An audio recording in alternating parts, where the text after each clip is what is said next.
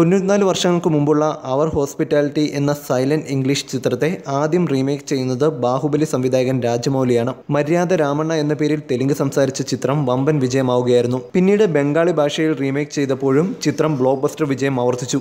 Sanjay Dutt, Ajay Devgn ജോഡിയിൽ son of Sardar എന്ന പേരുമായി ബോളിവുഡിൽ പുനർജനിച്ചപ്പോഴും ഹിറ്റടിച്ചു. ഇതേ കഥയെ അവലംബിച്ച് കോളിവുഡിലെ വിലപിടിപ്പുള്ള ഹാസ്യതാരം സന്താനം നായകനായ വല്ലഭനിക്ക് പുല്ലും ആയുധം എന്ന ചിത്രവും സൂപ്പർ ഡ്യൂപ്പർ ഹിറ്റായി മാറി. ഇംഗ്ലീഷ് ചലച്ചിത്ര സംവിധായകനും ഹാസ്യ അഭിനേതാവും എന്ന നിലയിൽ ലോകപ്രശസ്തനായ ബസ്റ്റർ കീറ്റന്റെ മാസ്റ്റർ പീസായ അവർ ഹോസ്പിറ്റാലിറ്റി പുനർജനിച്ച ഭാഷകളിലെല്ലാം വിജയം ആവർത്തിച്ചിരുന്നു. മലയാള സിനിമയുടെ ജനപ്രിയ നായകൻ ദിലീപ് ബസ്റ്റർ കീറ്റന്റെ മാസ്റ്റർ പീസ് ബീജം വമ്പൻ ബഡ്ജറ്റിൽ വലിയ ക്യാൻവാസിൽ ഇവൻ മര്യാദരാമനാക്കിയപ്പോൾ ചിത്രം ദിലീപിന്റെ കരിയറിലെ ബിഗ് ഫ്ലോപ്പുകളിൽ ഒന്നായി മാറുകയായിരുന്നു.